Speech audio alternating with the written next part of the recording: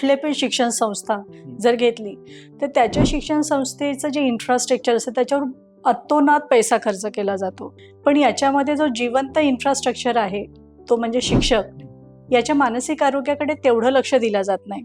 याला कारण कोणी जबाबदार आहे असं म्हटलं जाऊ शकत नाही, पण याच्यामध्ये हा एक मुद्दा येतो की त्या शिक्षकाला स्वतःलाच कळत नाही की मला माझ्या मानसिक आरोग्यावर काहीतरी परिणाम होतोय का, की हा माझ्या रोजच्या सवयीचा भाग झालेला आहे. शिक्षकाला हे कळतच नाही, त्याला वाटतच नाही की मी मानसिक कुठल्या डिप्रेशन मधनं चाललोय.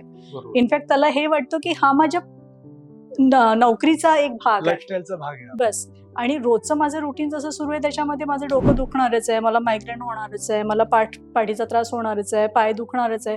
इतक्या साध्या साध्या गोष्टींना ते निग्लेक्ट केलं जातं.